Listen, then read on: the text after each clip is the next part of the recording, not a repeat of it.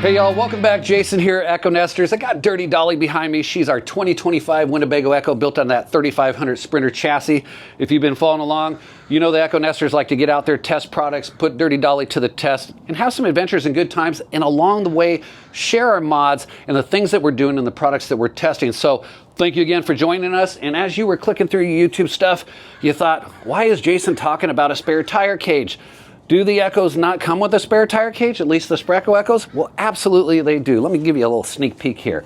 You get a spare tire cage, and she sits about like that, and typically she'd have a spare tire sitting in her.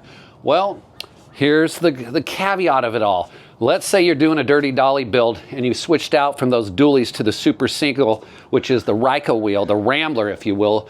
I believe the R3500V is how it's commonly known, but I like to just call it the Super Single by Ryka.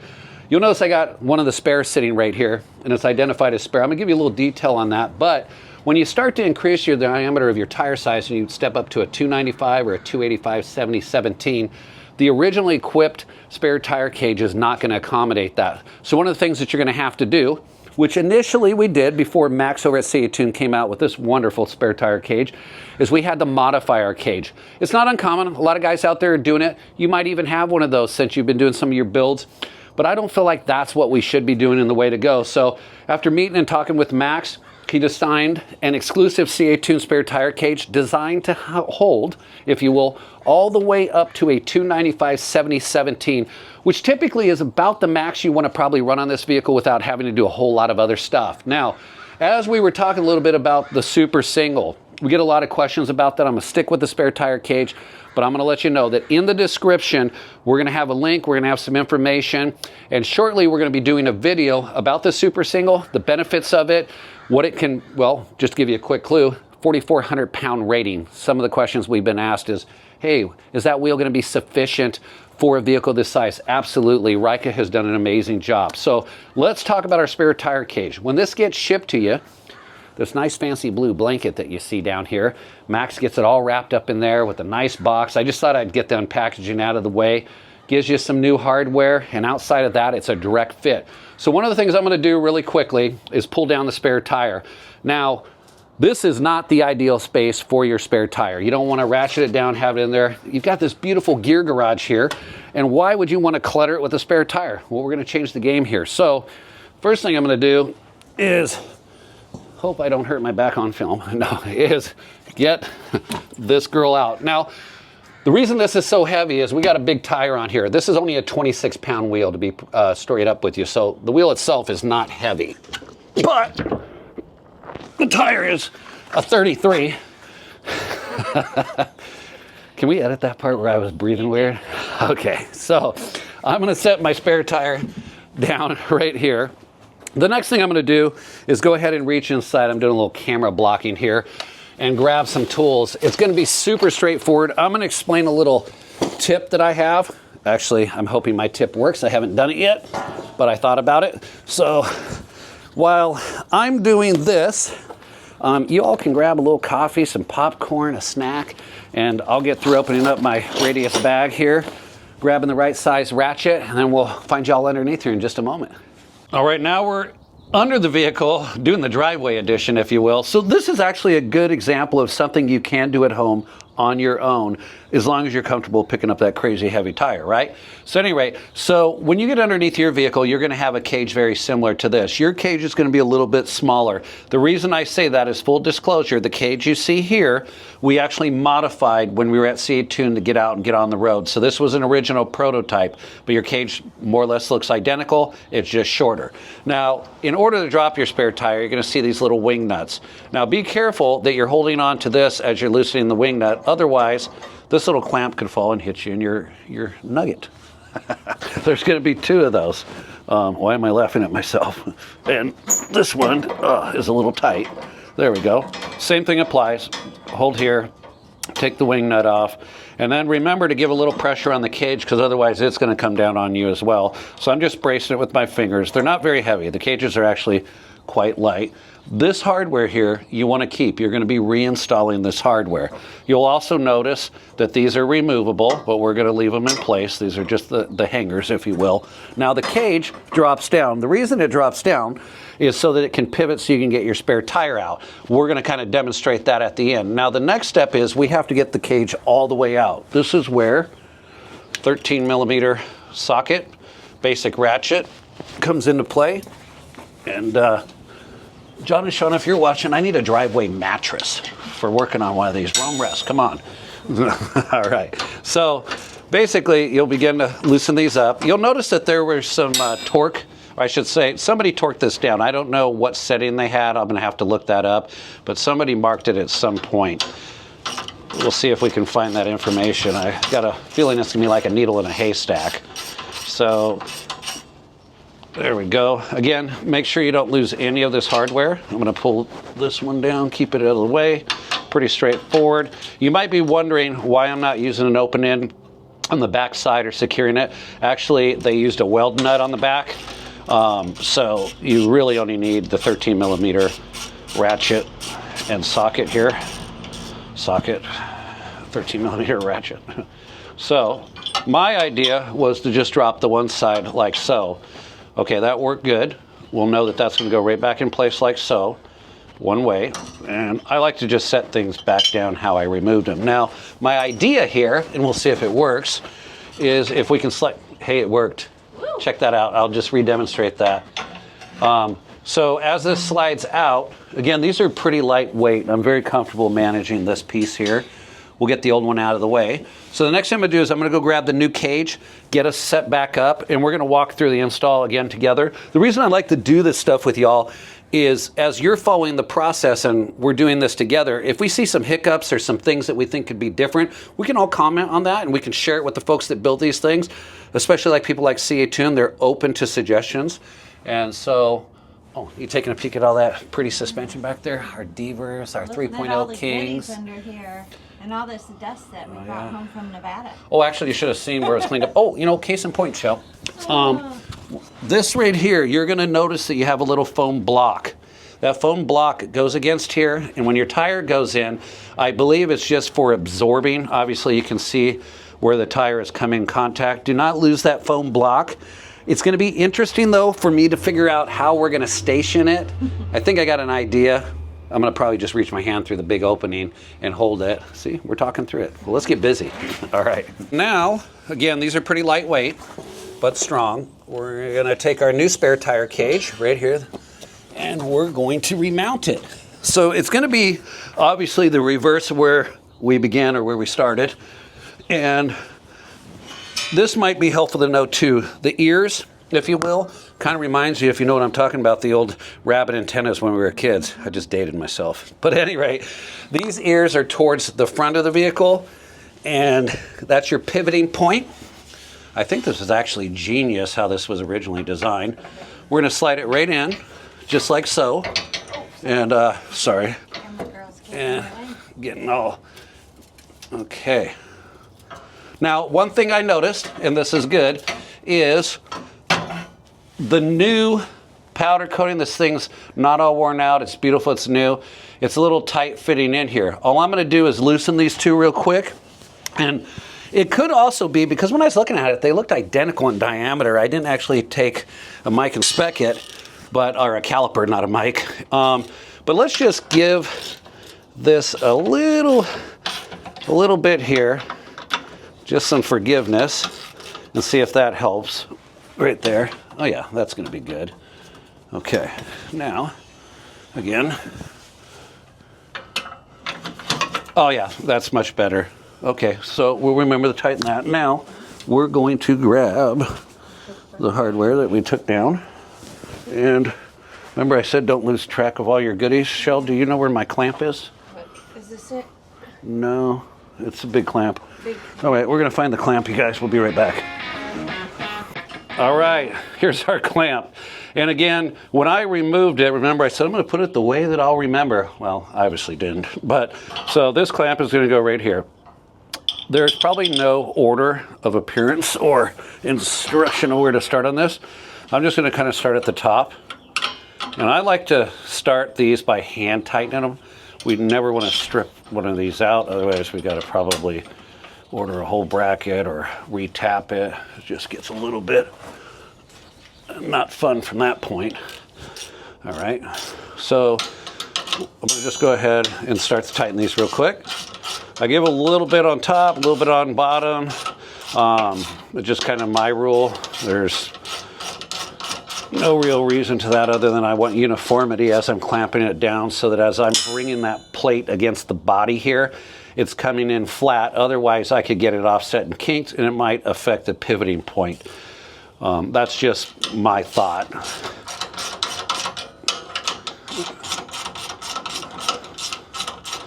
All right, those are just about tight. Now, I could have used an impact driver on here, but I think it's better to just do this manually by hand. Appreciate you guys sticking with me through this. Oh yeah, it's tightening up really nice.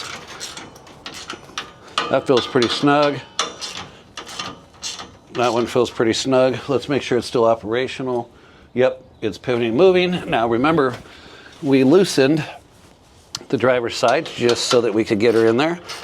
And now it's tightened up. You know, I did notice something while I'm underneath here. I think I might see if you can swing the camera here, Shell. That bracket right in here is concave. And as Michelle brings that in, I'm wondering that when they torque these down from the factory, if that got a little compressed or not. I don't think it's a failure point. I don't see anything pinching or binding in here. I don't see a break in any welds. So I'm gonna say that that's probably okay, but I'll probably check these after maybe, don't quote me on this, but I'm gonna say about 100 miles just to make sure, but those feel good and snug. So now let's install the spare tire. So I'm gonna crawl back out of here. So right now I'm ready to reinstall the body clamp, which goes around the cage like so, and actually allows this drop link to sit inside. We have the wing nut, and CaTuned has also included these washers. Now, one of the things that you're gonna notice from where we started and where we're at now is the drop link is to the front of this arm. Are you able to get that, Shell? Okay. I believe that that is in the wrong place, and I'll explain why. I think it's supposed to be to the rear. So pretty straightforward. You're just gonna put it right back in the hole and drop her around, and she'll be there. So I'm gonna move both of them. This is the passenger side. I don't wanna hit you guys in the camera. I'm gonna put her back through, lock her in, and she's in the drop link. Now, what I'm gonna do is just pre-test before I load the tire cage in here is my clamp that goes around the body of the cage. That all seems to fit up very nice. I'm gonna grab my washer right here, set it into place, grab the wing nut, and I'm going to secure this in place. Now I'm just gonna secure it so it doesn't fall on me, and I'm gonna make sure that the other side, the passenger side in this case, is set up and it's ready to accept the cage. So, same thing applies. We're gonna take what I'm gonna refer to as the cage clamp. Little notch goes around here just like so. I'm gonna take the drop link. It's okay if you drop a washer, that's normal, folks. Set it like so, thank you. I'm gonna take the washer, install it, and the wing nut, and just kind of set it. Now, I want to kind of give you guys an opportunity to kind of see the drop link is to the inside of the original frame bracket. I've got it coming down here.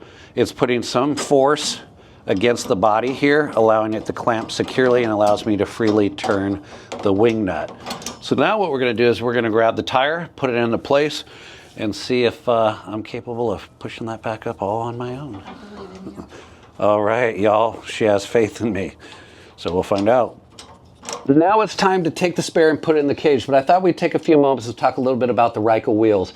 We're going to be doing a whole video on the dually versus the super single, giving you some information and going through the uniqueness, if you will, of the spare wheel here. You'll notice that on this particular Ryko wheel here, the spare, says spare. You'll also notice that we have 12 holes. So we're countersunk on one side, and I'll spin her around right here.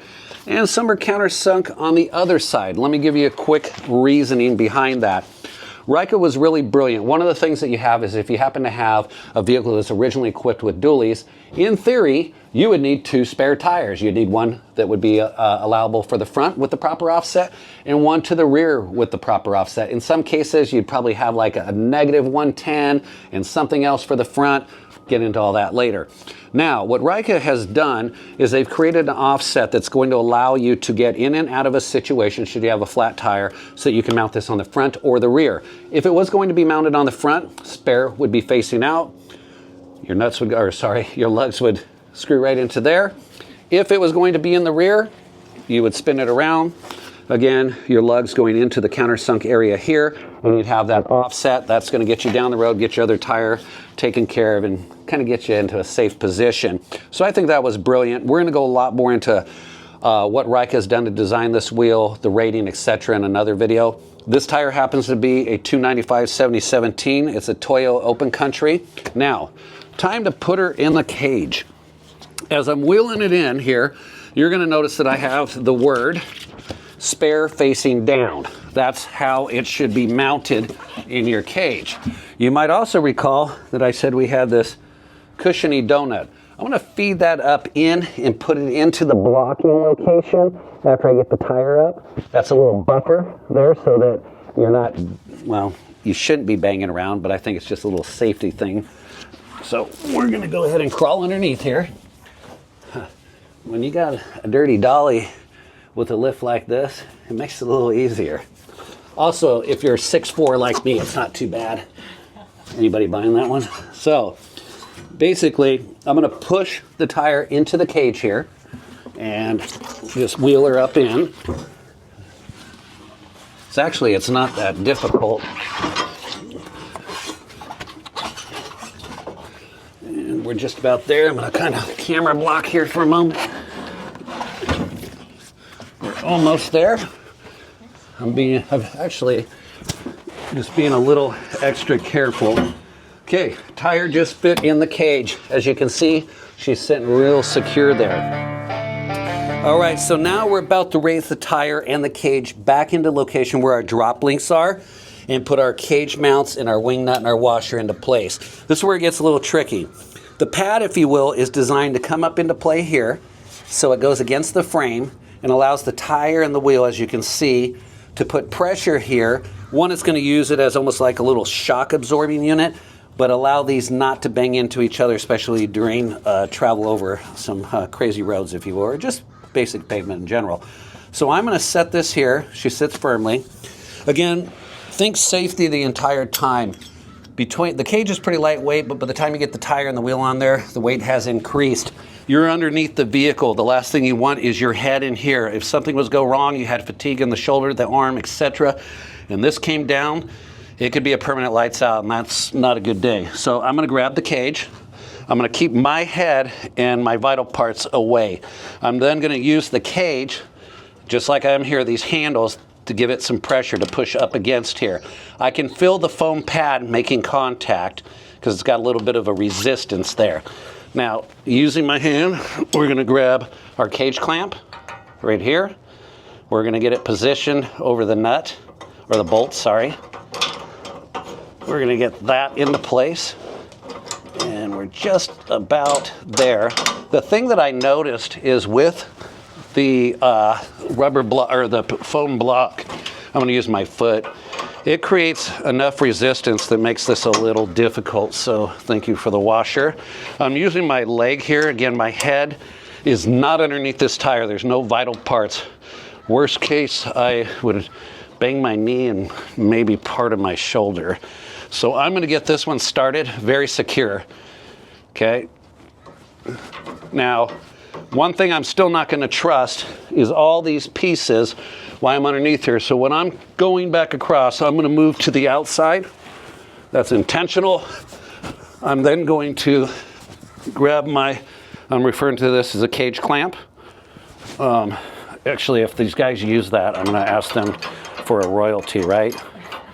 I mean, at some point, right? Cage clamp, our washer, which is behind my neck, just like so.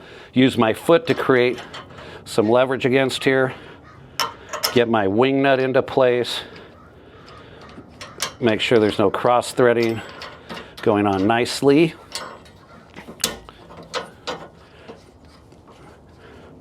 Now you're going to notice that the drop link, that's what I'm referring to this as, that's hanging from the rail, has some flexibility to move here. I don't think there's necessarily a sweet spot. What I think is you want it as much as possible to just basically be straight up and down, if you will. I'm going to continue, sorry for bumping the camera there, to tighten this into place. And what I'll probably do at the very end is grab some channel locks and just give it an extra turn for my own purpose. I'm checking underneath now, again, making sure I've got force here. My foam block is in position. Were you able to get that foam block? Okay. And I'm going to continue to tighten these wing nuts. And then at the very end, with me being out of here, I'm going to check and make sure there's no rattles and no movement.